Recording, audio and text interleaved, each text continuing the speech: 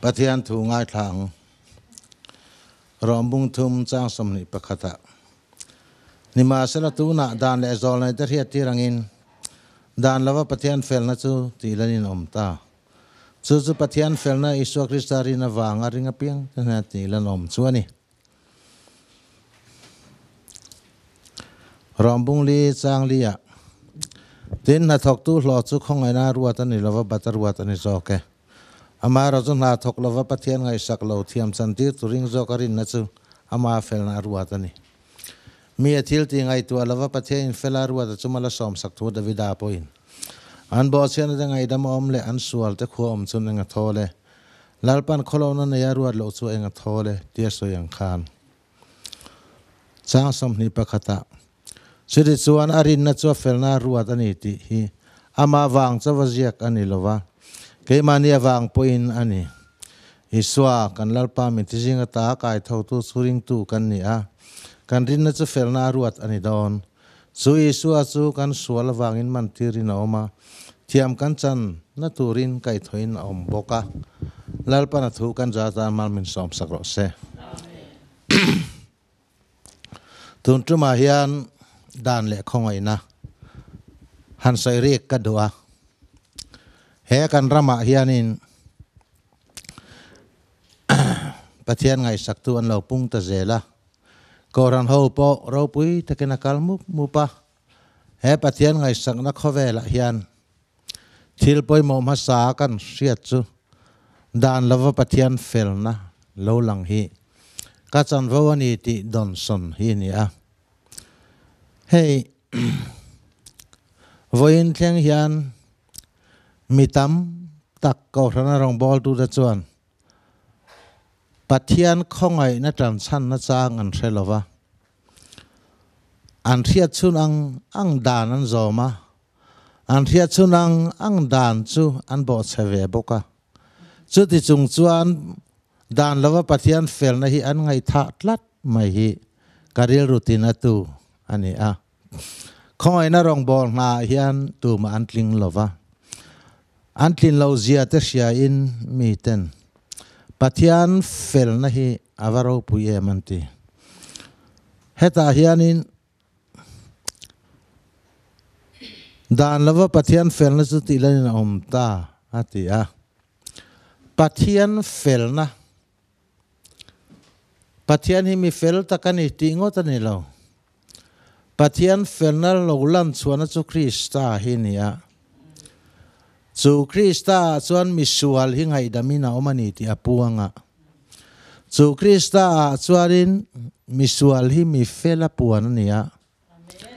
thiam lo chantir hi thiam changa puan ania mitling lo hitlinga puan alo ni tak na hi pathian felna lo lang chu nia pathian hi fel manga ti ngot ani lo athil ti fel hi en chiang ila Krista hian fela min poma Krista hian thiam changa min poma Krista hian ngai dam na min chan tir ta a chu pathian khongai na chu ni khongai na hi aro pui khopa soi thiam po hara alolan chuan chu Krista mai hi ni Krista pathian khoi na lo lang hi adang lam em maya chu tak mai chu kan nun hian apolo ni te kan thiat chang om thina he pathian thua hian kan huzela ka chak lo em awangin ke poin athu om zong te ka soi chuak zo don lova amaro chu toy te ka soi du chu na thok tu lo chu khongai na ruat ani lova bata ruat ani zo ke ateni na thok tu lo chu khongai na ruat ani lova bata ruat ani zo ke batla takarin thiar zong kan ti hian khongai na ni lo kanin lo fa ani zo na thok tu lo chu khongai na ruat ani lo bata ruat ani zo ke mi in lo chuan tlai ban huna a lo ala thin chu na thok tu lo om dan ani ni ma sela na po thok reng lova pathian ngai sak po ni ngai lova thiam chan tir tu ring jok terin na chu pathian in fela aro ruat dan hi navida pana soi chuak ta a ana tho wang po ni lo a pathian ngai sak wang po ni lo thiam chan tir tu Isua Krista rin na chang lo theta mai tu te hi pathian in mi fela alo pom ta mai ani kan tun lai khovela thalai te nun ka en hian pathian rong bol tu an om lo na tha thok an om lo thil thati pon om lo chu ti sung chuan thiam cham tir tu pathian chu thiam cham tir tu Krista chu arin na chang an ria a an ring tamaya chu ring tamai tu te rin na chu pathianin chatuan an felna alo ruata an bo chian te ngai dama omle an sual ta khuom chu an enga thole lalpan kholona ne aruat lo ta chu enga thole a khem tu tur berina kholona nei to lowan ruat lat chu avani lo thak em voina hian min khem tu tur berin kholona nei to lova min ruat lata lali Isua Krista thisen lo dai zai zia hi khovel sual na hitam to atam te lul nen athisen in atleng fai theya athisen voi khat chuak khan ngai dam na puanga avan mak em mi ring hi sa pa chona dai lo ani mi tlem te chawa dayang a ni ma sela pathian aril ruwa chuan Krista thisen chu avatok zo em mi zong tan atok ani me pakhati sual adamati sual bang khan khovela mi zong mi sual kan lo ni a me pakhat Isua Krista fel na awangin mitam taksu chandamin an omangate Krista fel na awang hian chandamin kan om ringot donani hei hi ka ngai tu thiam lo zo ka Krista fel na awanga ngai dam ni vengot mai hi mani fel na awanga ngai dam po ni lo Krista fel na awanga ngai dam mani thisen po ni lo Krista thisen awanga thiam chan tira ngai dama kan lo om mai hi pathian khongai na chu ni chu khongai na chu ni nam tin zinga hian puan dar atul ma chu heta hian tirko polan fia takin min thil sede chuan Abraham rin na chu afel na ruat ani ti ama wang savazia kanilova keimani wang poina ni ati Abrahaman pathian ringa arina chu fel na ruat ani ti thu hi ama wang savazia kanilo keimani wang poina ni amen chu Isua Krista rin mai na chu kan fel na ta na ruat alo ni tak chu na po thok lo pathian po ngai sak lo thiam cham tir tu ring mai tu te hi pathian khongai na chuan mi fela min puang to si a khovela hian he dan le khongai na hi adang lam em a koran ho pum pu hian dong song thiamila kavan du tak em tuna po hian kan ril ru te ha an ni mai thei aha lo ani mai thei kan te vel mai ani mai thei kan nan naten min khuak hir ani mai thei kan re thei naten min bo na ani mai thei kan sum le pai kal zel te kan hau sak na te po hian min ti lu hai ani mai thei aeng chi po lo ni ro se eng kong po hi lo zo ta ni ila apoi mo ber mai chu pathian fel na hi ni pathian in Krista a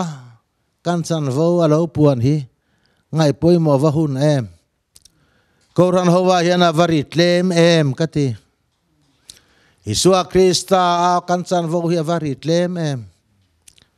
kan ti tu le ti lo tu ringot so hiền mi kan khot lai don la le Isua Krista kan chan vô lo om hi hemi mang hiền khovel hin ne in om tu ran zo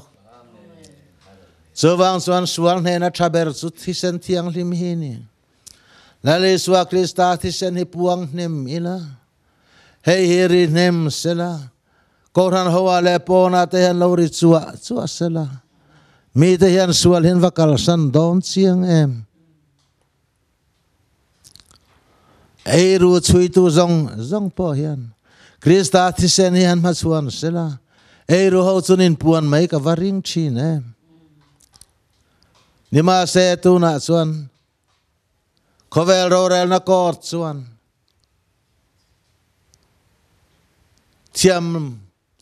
thiam lo chang te thiam chan a chan tir fowa chu mai ni lo cheng tam tak sengin ro rel na ko ta chuan mian kal thin hei khovel dan chu ni ngei mai voin thang hian an lein khai lum me ka ni ma sela he thi sen thiang lim na tho hi la le Isua Krista lo kal na chan sin hi khovel hian avan relo tak em Christian te hian kan van puang ne lo tak em keima ni huang sunga ringot po hen avarit lem em felain ngai te hen ding thua pa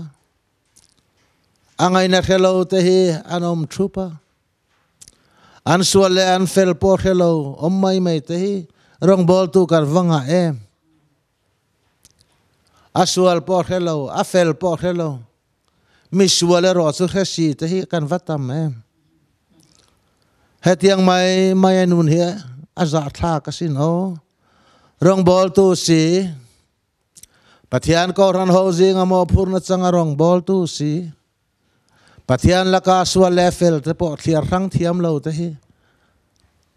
Kei chuan ka mudan tak chuan ban na dil hi hun ka ti em. Hetiang hi thok tlak kan ni velo ti an ban an dil hi hun ka ti khop ma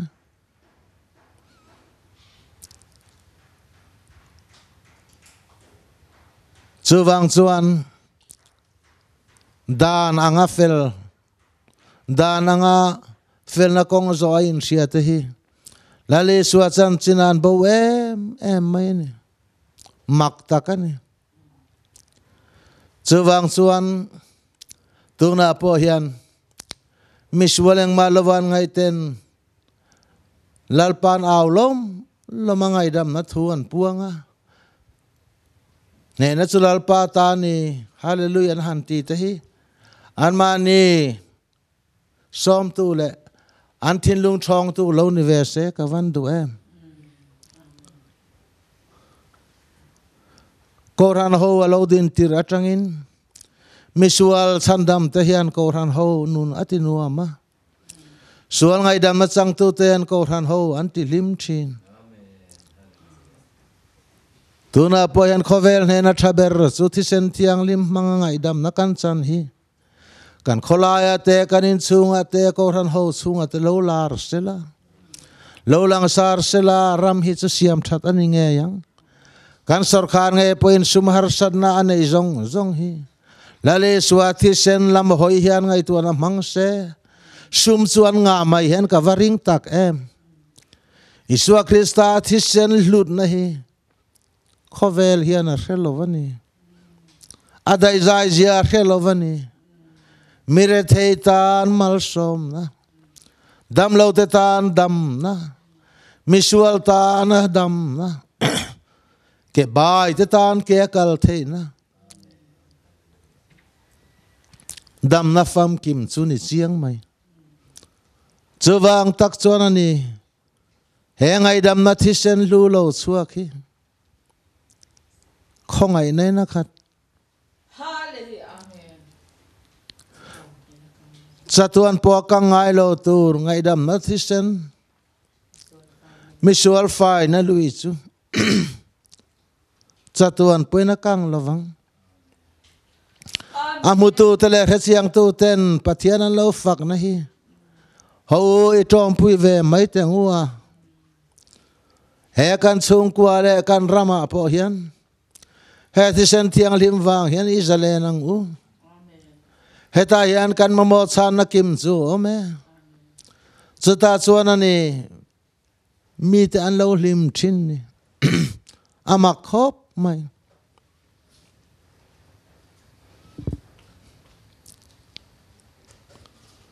Cornelia sipai za ho tu kha afanu adam lavalali swa ava akal mai thailo ahanin ngai tlom zia khain ngai tu ngai kain hilal pa ilu natla kan ilove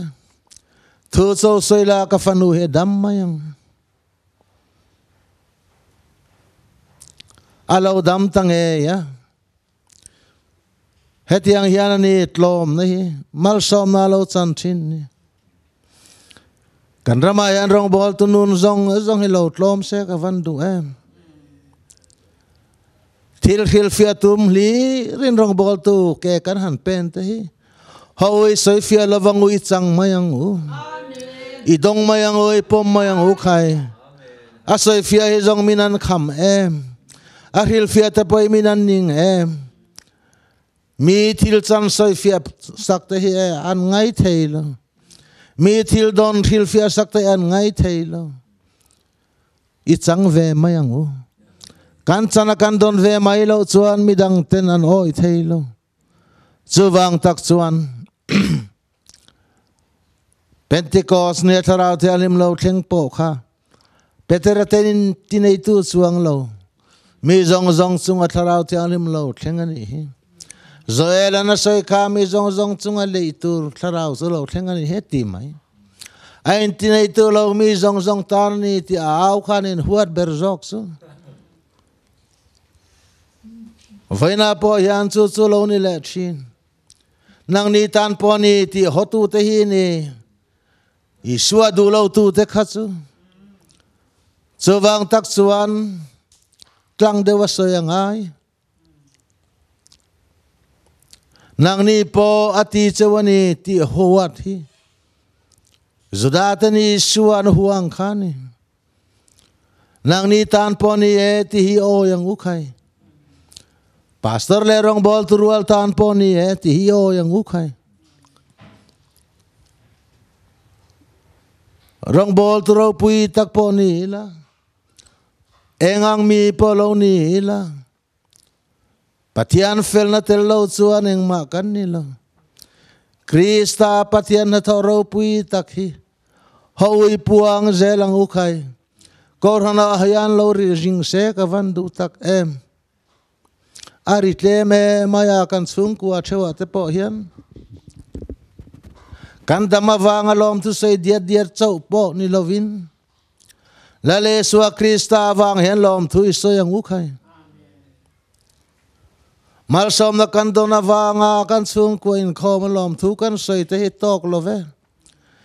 Krista thi sena wanga chung ko ngai dam kan ni te hi puang to te ukhai biagin le tu ala hallelujah mai lovin kan chung ko poi hallelujah ukhai Nena he konga mai ni lovin kan chung ko apo ipuang ang ukhai kan har sa lemangan lai te hian he na sulal pa ta ni inti khram te ang ukhai chu ni poi mo chu dia bola po do da la hune suale an he na tur po hi puan na hune Krista thi senthil ti the na zo khi kan puan lan ava hun tak em tuna hian ama chu kan fel na ama chukan thiang lim na ama chukan nun na ni tirko polan korina asoi ngatan ama eswa chukan fel na kan thiang lim na kan tlan na ni atimol molani thiang lim du tak piang inan sual zian le an bol lo an muwa fel na kong zo du tak te chuan an fel lo zia an muwa Chuwang chuan pathian ngai dam na chang tu te hian an sual nan muwa an tlin lo nan muwa chuta chuan ngai dam nan chang thin tlom mai an tum lo chu chuan ati tlom thina mi ro pui ti tlom tu kha mi mol ti choi kang tu kha he tharau thiang lim hi avani chiang tak em chuwang chuan ngai ro tu na po hian kan thalai rual engma thelo ne kan thia te hian pathian khongoi na an dong ze langa pathian zaran chang ze langa heng te he kan ram ko ran roi tu tur te ke zong an ni ka ring tlatani pavalai rual engma thelo ne kan thia te kan tir ka dot dot le program kan siam nan zong te hian lalpa nga yan kun tak tak huna chuan herama hian roi tu ro pui an ni thuai don hei pathian tharau zara ka don ani an chang nge yang chuwang chuan ho lale suwa krista thisena hian kan ngai dam na te kan thiam chan ti na te a thleng vek to rore nani ro pui te then kha chon an hlau thin hlau su rore nani ro pui lo thleng lok lo thleng tur ka hlau lo thiam chan lo na kan ewangin iti zo kang u arorel tu kha krista ani siawangin thiamin chan tir tu ber khan ro rel do na khoya khan nge kan thiam lo chan na tur chu omang thai bovin om to van le khabuan thai bo to an thing to lovang kolosa le khathona kan mu bana le kha thupe ka zia kan chungamin do dal thina kha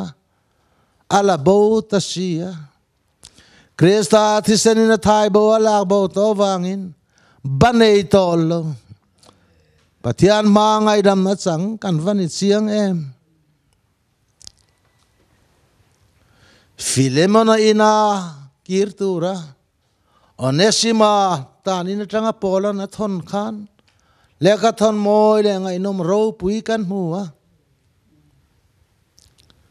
ngana chwani ta na tangkai la watura chondang le ke ta na tangkai to zo kan hey boy tlan bo wati to lo hey fa onesima atingat to mai nang le ke ta na tangkai to zo kan abat zong kha ilo khereng ani poin ke ma bata ruan mayang che kalo hon huna karul le antingat mai te hi avaro pui kan pathian hian bai nei lo ati lo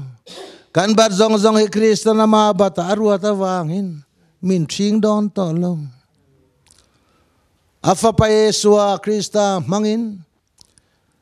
mi filamin puanga min ngai dam vek to thiam changin an hena kan hong don ro puina la lukum khumin kan hong don unaw te voin thleng hian dam lo te hreom ti su thi te lau su an hen kan kal don an hen kal na turata na man ro nai an ni hi heng nan na te an hen kal na nai an ni heart attack lo om thut te stroke lo om thut te he anen kal na nai ani tlat mai chuwang chuan eng tin nge ti lau su lau tu reng om lo ama zokin hena chang to ama zokin min thamuan to he pathian thu hingun takin zirira siarila krista pathian haus sak na ro puizia amma ina minen kola huam ziate amma ina min thuai zela tum ziate hian min thamuan thin chuwangin dan le khongai na chung changa hian khongai na rong bol khongai na chawadin hi avalute lulem dan min thing to lawang mi min ngai danin min ti buai su se mi min du danin min ti buai su se lalpa thuani em ti so ka enang iti chinang u khai krista khongai na hi asatlia mailo khongai na lal dan ka bo pele mo ti zokel in en nila krista pathian khongai na hi ka do dal pale mo ti te in en nila ka bo sia mo ti te in en zokila mo sia manga dan pek tin reng te thutlung lui atanga dan tin reng te kha dan thatak ve kan ni khang zong kha krista zokina len fam ki ma ama ringa piang te kha dan zom tua chiar kan ni ta chu chu ni dan le khongai na chu mosia manga dan pek zong le thu thung thui dan te thu thung thara dan om zong te po la le suana ma in azom fam ki ma chu chu khongai na lal dan ani ama ringa piang te kha dan zom tu kan lo ni tamai hi pathian rem riat zia le fel zia te avamak em a fel na hi ho ifakang u I choi moi mo lang u kan thenom te chu han eni lan sual zia kan hu mai thei an than na lai pianga mui lan va fel don em khatiang zel khani chung kwa po asual na chu na sa tak ni ma se a fel na lai piang khan choi chua tur chu choi moi tur chu tu na po hian ke mani sual na hi kan pathian hian chiar don sela nun thei ani to lova Krista kan fel na zong mga chiar kan ni awangin alaka chuan in tharung hau lovin kan omta chuwang chuan ato berakan saidu chu Krista kan fel na Krista kan thiang lim na ama chu kan moi na alo ni reng mai ama nu chu kan moi na ro pui berani khovela hian moi na rang kan nei to lo meten min fak hian kan kang to chuang lo min soi sel hian kan tlan hiam to chuang lo Krista chu kan moi na ni kan fel na ni kan thiang lim na ni kan tlan na lu chu ni ama chuan tlan na tam taka om sia ho ama chui ring mayang u ama chui bel mayang u hei hau sak na khur chu ni kan hau sak na khur chu ni kan dam na fam kim chu ni dam lo chung po kan dam na chu ni Hallelujah, amen. Với na hian ke nge po hi chaklo na hual velin ka om fo chin nan na tam taken min tla buang ma se kalal pa so moi bereng donan lal pa so lu bereng donani chu ni ama su kan dam na ani chuan kan na zong te kha phur to thina a phur to nge maya avuan te ti dama kan om chan chin hi na chung po kan puan tu ravani em chu esua chu ni mitin ta na lu chu chu ta chuan ani chung ko tin hi itlan lu tang u khai lungai le rumin kan om thin ani thei chu ta chuan kan thlamuan na fam kim chu om sia he tharau thialim lo thleng hi amak em mani tharau thialim chuan min zir tira min ko muwa mi mo la ti fing chin ti te hi avamoi tak em mi mol te tan hian chan vo om lo tharau thialim awangin kan zalen ve ta ni hi he tharau thialim hian min ko mo min ria tir miau sia chunge mai chon en kim min zir tir thin om dan tur te kan hello min ko mu thin min zir tir thin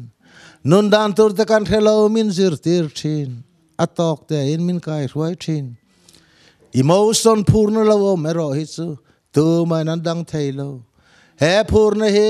tharau thialim zara kan chan te ni a voina po hian mitam tak chu an phura tharau thialim na tho wangin an tha thawani poin lo thlir reng ro chu phurna ringot chuan nun kai ruai tu ani ngai lova a chung rel zo ka hian tharau thialim chu za takin beishayom takin min ruai tu ani zel don tharau thialim ma na ta lo thanin emotion tel lovin a thleng ngai lo phurna tel lovin tharau thialim a thleng ngai lo lim na le lom na kan chan po hian emotion a tel vek thin kangai tu ana thilom pakhat chu mi then khat chon lim viawan lom lo ani mai om mangi o ka ti thin lom nei thuk takania lim na chu pon lang takani lim mai tok lo tharau thialim a lom na lalpa lom na in nei chuan aro lu hi chiar mai ro te lalpa chuan lom fo ro lim ringot a tok lo lalpa lom na hian lim na keng thin an zok lalpa I lom na chuan a ti limang se I lim ngot chuan I lom na chu chuai thin ang chuwang chuan lalpa lom ro cho lim na dik taka ruai zo kang che lal pan thu kan zata mal min som sakro se amen.